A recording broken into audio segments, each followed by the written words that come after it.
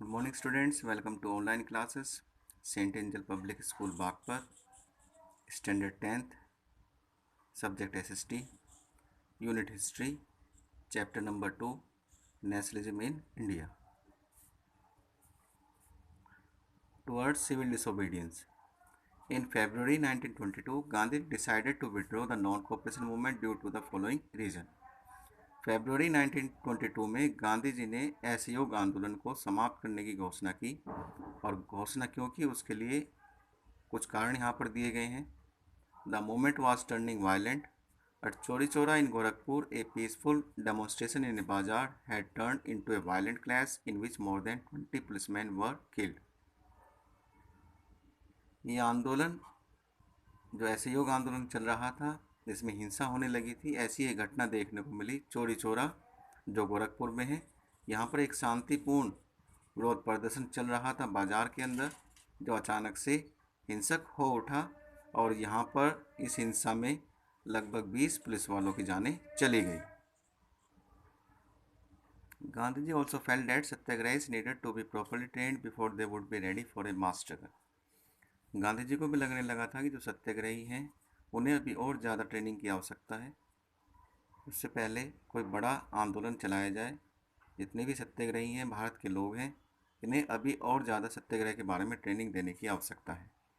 Within the Congress, some leaders were tired of mass struggle and wanted to participate in election to the Provincial Council, which were set up under the Government of India Act 1919. वहीं कांग्रेस के अंदर कुछ नेता इस मास struggle से, जन आंदोलन से थक चुके थे और वो चाहते थे कि चुनाव में हिस्सा ले. इन प्रोविंशियल काउंसिल के इलेक्शंस के बारे में गवर्नमेंट ऑफ इंडिया एक्ट 1919 में कहा गया था. The Swaraj Party. As discussed earlier, there were some Congress leaders who argued or advocated the idea of fighting the British from within the Legislative Council. जैसे discuss किया जा चुका है पहले भी, कांग्रेस के कुछ नेता इस बात के पक्ष में थे कि वो अंग्रेज सरकार का विरोध लेजिस्लेटिव काउंसिल द्वारा करेंगे. They wanted to pressurize the government for various reform through council. वो सरकार पर दबाव बनाना चाहते थे. वो चुनाव के माध्यम से सरकार में शामिल होकर सरकार पर बदलाव के लिए दबाव बनाना चाहते थे. They also wanted to demonstrate that this council were not truly democratic. साथ ही साथ वो इस बात को भी दिखाना चाहते थे कि ये जो काउंसिल है वो लोकतांत्रिक नहीं है. Keeping in mind this objective, C.R. Das and Motilal Nehru formed the Swaraj Party 1922. इसी उद्देश्य को ध्यान में रखते हुए C.R. दास और मोतीलाल नेहरू ने एक नई पार्टी का निर्माण किया जो पार्टी स्वराज पार्टी के नाम से जानी गई और ये पार्टी 1922 में बनाई गई.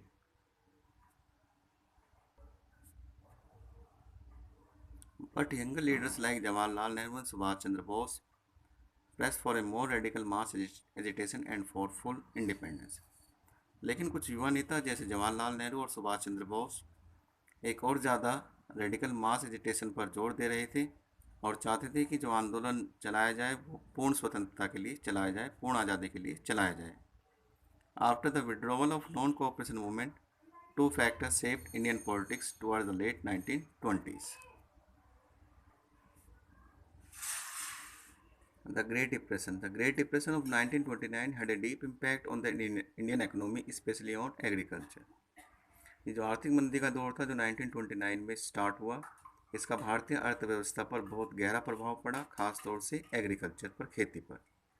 The prices of grain began to fall from 1926 and collapsed after 1930. जो फसलें थी उनके दाम तेज़ी के साथ गिरने लगे 1926 से और 1930 तक आते आते पूरी तरह से गिर गए. As the demand for agricultural goods fell and export declined, peasants found it difficult to sell their harvest and pay their revenue. क्योंकि खेती में पैदा की जाने वाली फसलों की सामानों की मांग कम हो चुकी थी, एक्सपोर्ट गिर चुका था, जब किसान थे उन्हें काफ़ी दिक्कतें हो रही थी अपनी फसलों को बेचने में और जो लगान है उसको चुकाने में. The government refuse to lower the taxes. सरकार ने लगान को कम करने से साफ मना कर दिया. So by 1930 the farmer were in poor condition. इसलिए 1930 तक द किसानों की जो स्थिति है बहुत ही ज़्यादा खराब थी. The Simon commission 1927. The Indian member of the Central Legislative Assembly exposed the drawback in the Government of India Act of 1919 AD. जो सेंट्रल लेजिस्लेटिव असेंबली के इंडियन मेंबर थे, उन्होंने भारत के लिए जो नया कानून बना था गवर्नमेंट ऑफ इंडिया एक्ट 1919, उसमें जो कमियां थी वो सामने रखी। As result of it the Simon commission was appointed in 1927 AD, जिसकी वजह से एक साइमन कमीशन का गठन किया गया 1927 में to suggest any further constitutional reform. इस कमीशन का काम था संवैधानिक सुधारों को रखने का। This commission consisted of 7 member and its chairman was sir John Simon. इस कमीशन में 7 मेंबर थे और इस कमीशन के जो चेयरमैन थे उनका नाम था sir John Simon. But Indians boycotted it, लेकिन भारतीय लोगों ने इसका बहिष्कार किया because there was no Indian member in this commission, क्योंकि इस कमीशन के अंदर कोई भी भारतीय मेंबर शामिल नहीं था।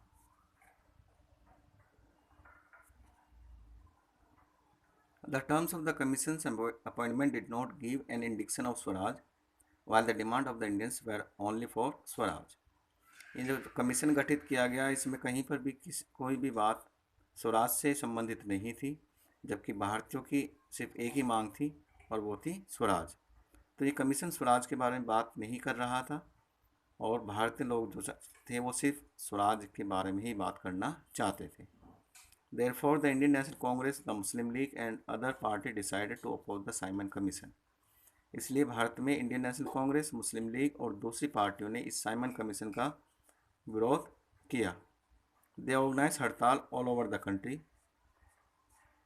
उन्होंने पूरे भारत में हड़तालों का आयोजन किया। While the commission arrived in India in 1928, it was met with demonstration. जब ये कमीशन भारत में आया 1928 में, तो भारत के लोगों ने इसका विरोध किया with banners. Such demonstration were held everywhere. इस तरह के विरोध प्रदर्शन हर जगह देखने को मिले। During this demonstration the police did lathi charge at Lahore. ऐसे एक विरोध प्रदर्शन के दौरान पुलिस ने लाहौर में लाठीचार्ज किया। It was excessive, brutal and cruel. As result of this lathi charge the great nationalist leader Lala Lajpat Rai was assaulted and he died a month later on 7 November 1928। ये जो लाठीचार्ज किया गया ये काफ़ी निर्मम था, क्रूअल था, और इसी लाठीचार्ज के परिणाम स्वरूप भारत के एक महान नेता लाला लाजपत राय बहुत ज़्यादा जख्मी हुए और एक महीने बाद 17 नवंबर 1928 को उनकी मृत्यु हो गई। As discussed above, the Simon Commission had to face demonstration all over India and no party was in favor of the commission. जैसे ऊपर डिस्कस किया गया, साइमन कमीशन को पूरे भारत का विरोध झेलना पड़ा और कोई भी पार्टी इस कमीशन के फेवर में नहीं थी। So in an effort to win the political parties the viceroy Lord Irwin announced in October 1929 a wage offer of dominant status for India in an unspecified future and a round table conference to discuss a future constitution. तो भारतीयों का विश्वास हासिल करने के लिए Lord Irwin ने घोषणा की अक्टूबर 1929 में, जिसमें भारत को एक डोमिनेंट स्टेटस की बात कही गई। आने वाले वक्त में फ्यूचर में भारत को एक डोमिनेंट स्टेटस का दर्जा दिया जाएगा और एक राउंड टेबल कॉन्फ्रेंस आने वाले भारत के भविष्य को लेकर, संविधान को लेकर एक राउंड टेबल कॉन्फ्रेंस का आयोजन होगा।